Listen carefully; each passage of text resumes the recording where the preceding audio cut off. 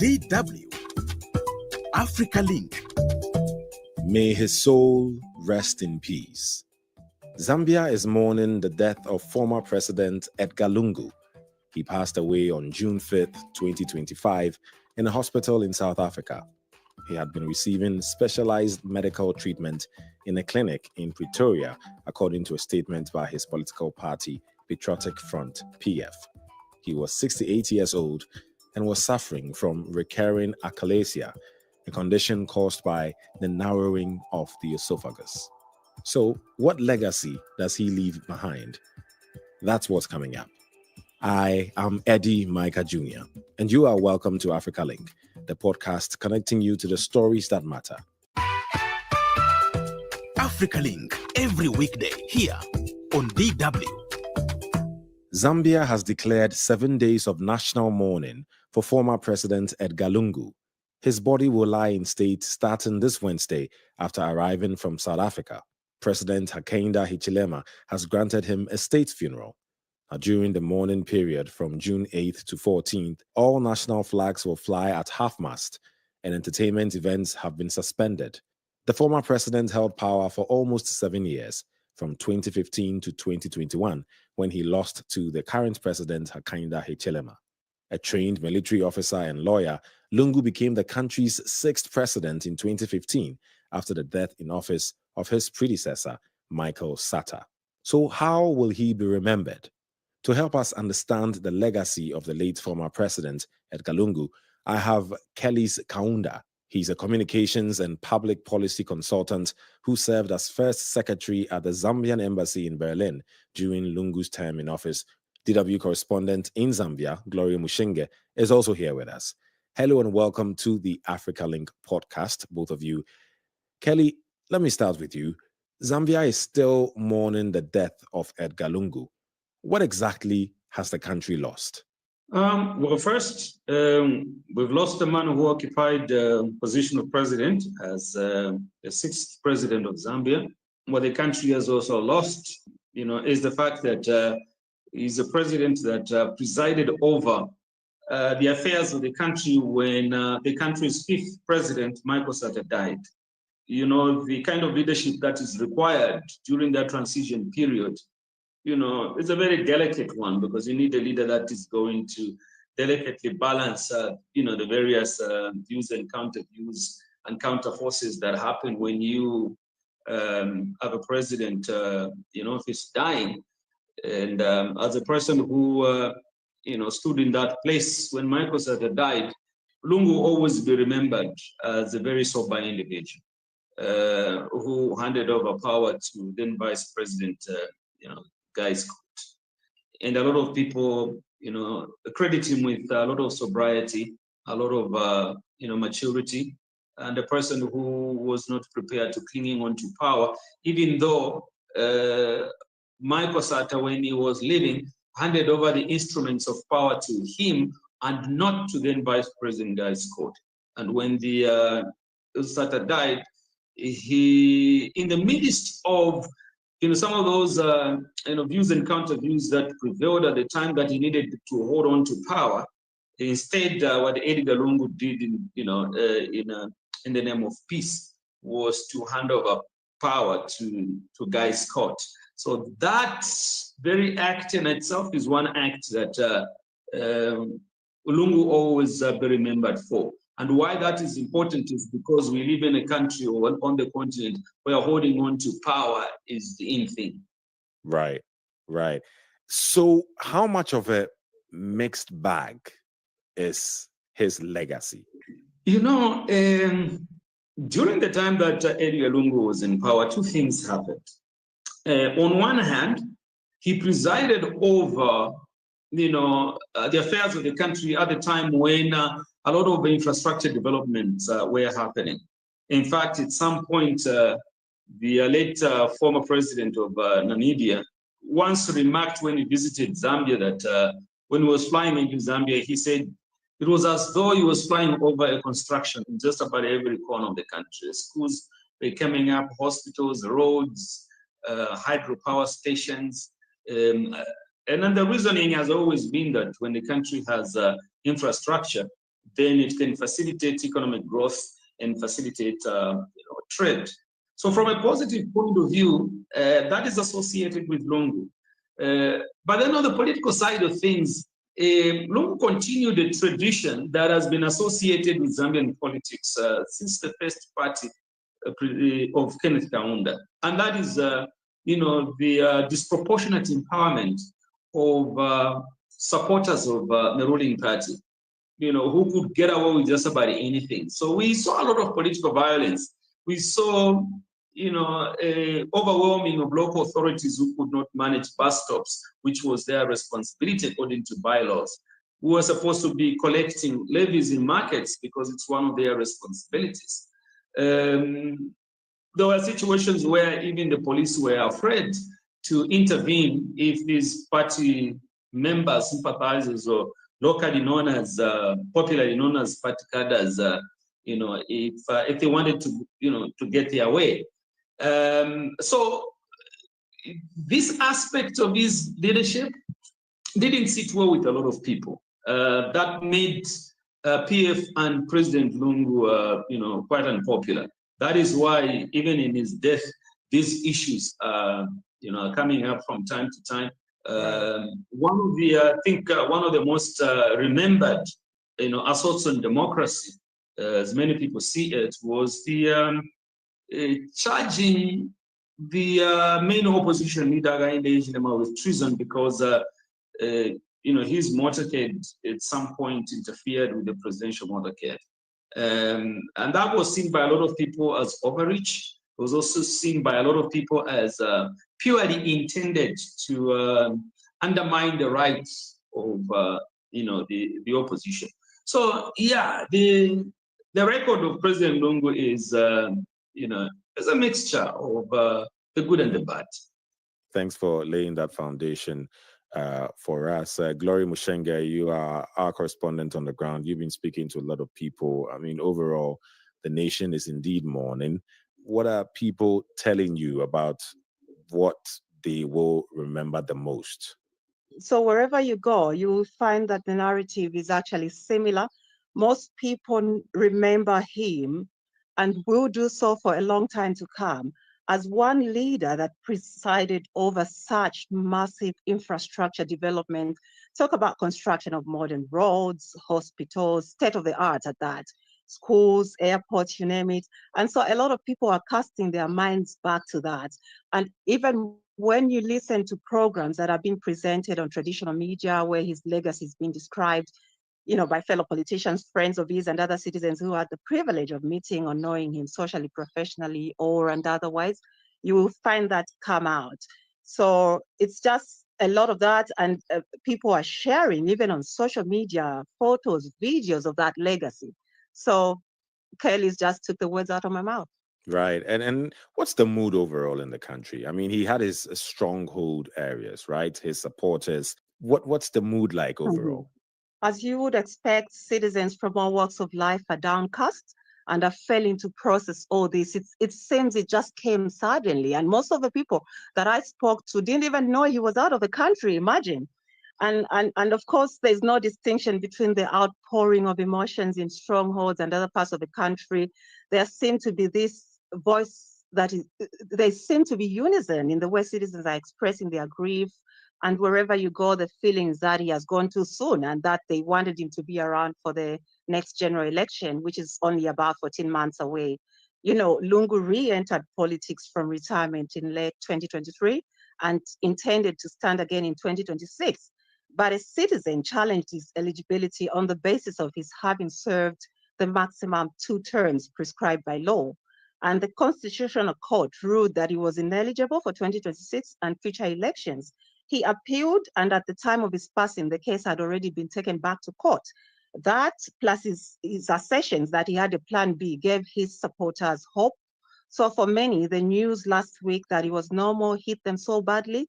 Some have been going live on Facebook, TikTok, and other online platforms just to cry and describe how they are feeling. So it's been a very emotional time. Before his passing, and correct me if I'm wrong, he had falling out with the current government under President Hakainde Hichilema. Can President Hichilema now sort of bury the hatchet with his former foe? What are we sensing from the way he's addressing, his passing? I've been thinking about that question ever since ECO died. I think that there is going to be, we might see a different kind of Hakainde Hichilema going forward, because I don't think that Hakainde Hichilema had a problem with the PF as a party. I sensed that Hichilema had issues with ECL and his leadership style. And now that Edgar Lungu is no longer in the picture, I kind of feel that the seeming stranglehold that the ruling party had on the former ruling party might just be relaxed, and so that the kind of I think opposition politics that we're going to see up to election time might be the kind that you would expect in any democratic society where there is no underhand methods played by those in power. I also feel that the death of ECL might morally, sober him up, so that it doesn't appear like you are putting those that are mourning in an awkward position, because already he knows that ECL was a member of the Patriotic Front. So his death means that the Patriotic Front has been robbed of their leader. Right. So from an African point of view, you don't want to continue strangling someone who's mourning. You want to cut them some slack and give them space to mourn. And I think between now and election time, we might see politics of fairness, probably much more than what has happened since DF lost power in August 2021. There's more of a back and forth between his party, the Patriotic Front, and the ruling government now. We'll probably touch a bit on that in a bit. But before that, Glory, let me come to you. We are recording this podcast on the 10th of June, Tuesday, and his body, the late Lungu's body, is expected to arrive from South Africa to Zambia on Wednesday. What more do we know about activities preceding his funeral? What can we expect in the coming days? Some places in Lusaka, as Kelly mentioned, have been designated for public mourning, such as the Belvedere Lodge, which is a government lodge, and has hosted different previous presidents' deaths. But of course, we know that the family has not recognized that place. They've decided to mourn at the Secretariat. That's where the masses are, especially big supporters of the Patriotic Front. And the current acting president now has even been warning people who claim to be supporters of the PF from going to where the government has picked. So there's this bit of a standoff. So in terms of what we expect in the coming days, as I said, it's not clear yet, because this standoff is just like it changes form from day to day. You don't even know what will happen by the end of the day to day. Talking about the standoff, is it normal? It's not. When a former president dies, not by law, he's accorded a state funeral. But there's always some challenges sometimes with family members deciding, we rather want him to be buried here, or we would rather want to do the activity or the event in a certain way. But somehow there's always a compromise that is made. Although on the other hand, the government, because it's a state funeral, the government has a bit of an upper say. Isn't that just what's going on, or is it deeper than that? That's what's supposed to happen. It happened when our first president, Kelly Kaunda, died. His family wanted to bury him somewhere else, I think with other relatives, but the government wasn't having it, and they decided to just follow what the government wanted. In this case, it's really deeper than that. The government planned to repatriate the body from South Africa, right? But we now hear that the late former president's wish was that the family should refuse the state's help. And all that is just because, according to Makebi Lungu, who is Lungu's lawyer and the family's spokesperson, Lungu felt that he was badly treated by this government. through the ruling United Party for National Development. First of all, his repeated formal requests to travel out of the country for medical attention were allegedly constantly met by refusal from as far back as 2022. And reportedly, even when he was going to foot the course, his attempts to travel would always be blocked. Oh, wow. Kelly, this sounds more serious than people realize, it seems. It's a lot happening, isn't there, Kelly's? Yes, it is. That is why, and for me, I'm not really surprised that all these things are happening. I think that is why, politics must be conducted in a very, very civil manner. Yes, when HH was in the opposition, it wasn't, it wasn't treated as democratic principles, would expect. And now we are faced with a situation where the man is finally dead. Yes, government has refused that. It never turned down his request to go and seek medical attention, but the records are there. The PF people have released letters where government refused. But then there were also just other things that people were aware of, where he's at the airport, the police show up and prevent him from traveling.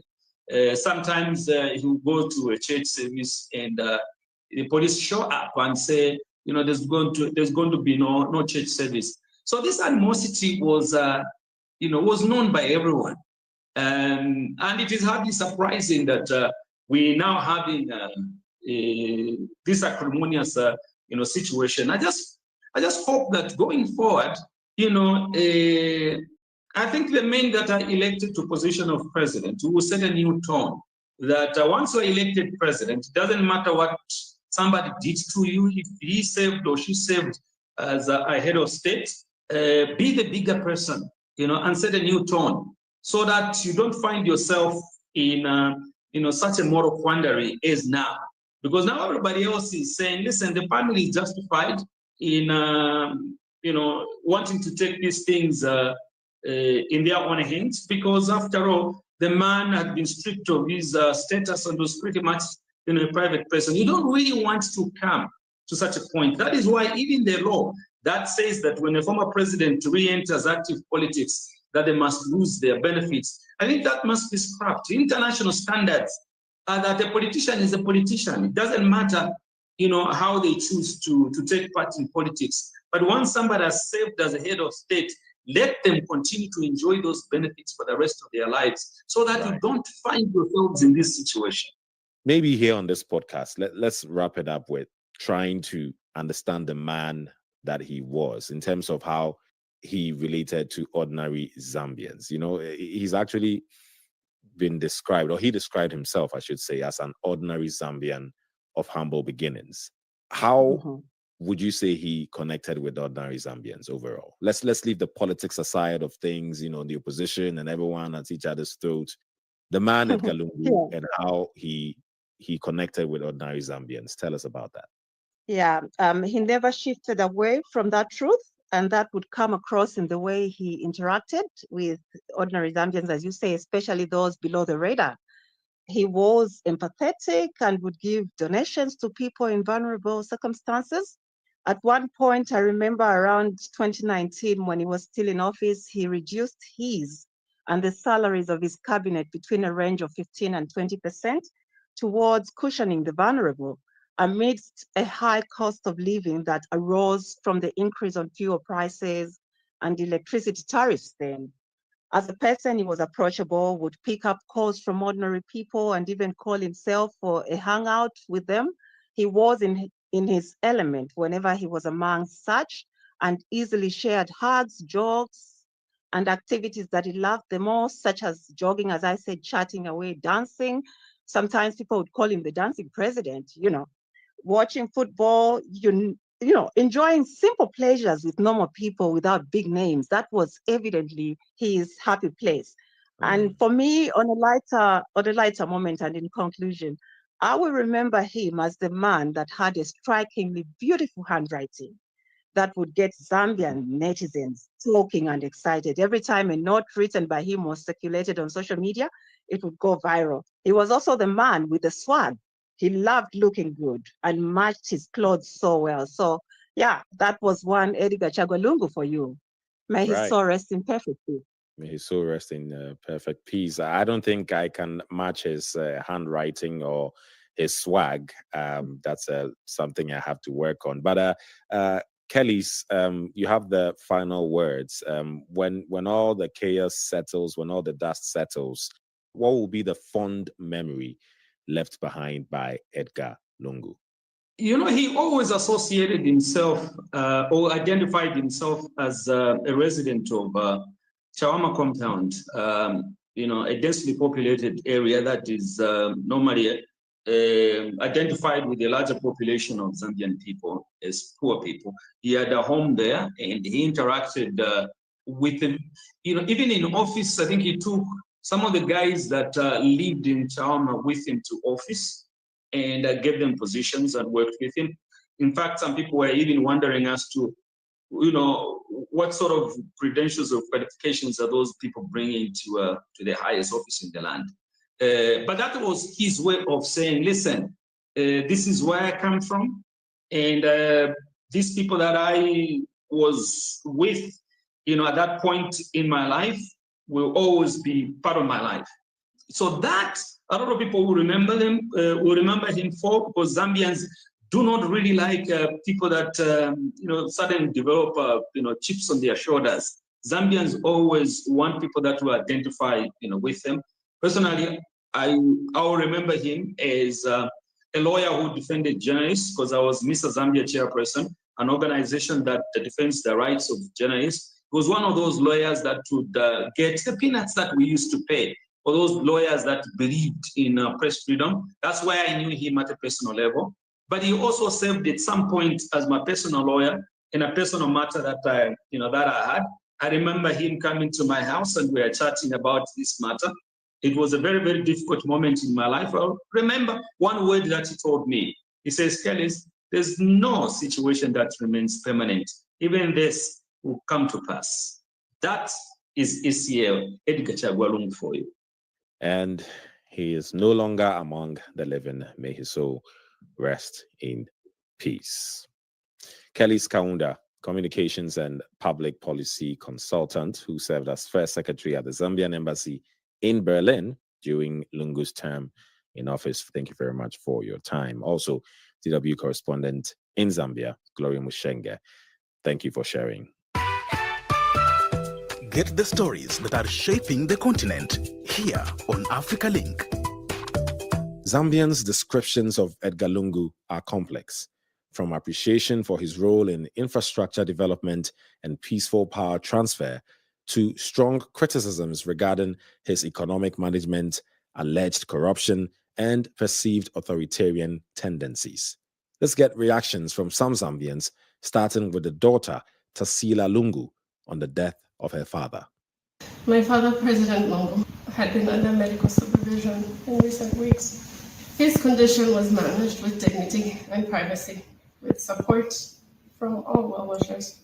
In this moment of grief, we invoke the spirit of one Zambia, one nation, the timeless creed that guided President Lungu's service to our country. In time, the nation was involved to be informed of other arrangements. Thank you. God bless you. He was like a hero to us because he has helped us through a lot. Because he has changed a lot of things in Zambia and he has made a difference in it, apart from other presidents. I remember him in several moments. He's a man who used to look after the old ones. He had opened a lot of hospitals, giving help to the vulnerable children. It's a sad moment. May his soul rest in peace. Those were Zambians reacting to the passing away of former President Edgar Lungu, a man whose political activities further polarized opinions even after his death. His legacy is a complex tapestry of achievements and controversies. May his soul rest in peace. We would like to hear from you on this, so please share your thoughts with us on our Facebook page, DW Africa. Listen to us on Spotify or wherever you get your podcast from. Don't forget to click follow and subscribe to our DW Africa YouTube channel so you never miss an episode. We encourage you to share your thoughts on Edgar Lungu's legacy and how you think he will be remembered. This show was co-produced and edited by Isaac Mugabe, and I am Eddy Micah Jr. Thanks for listening.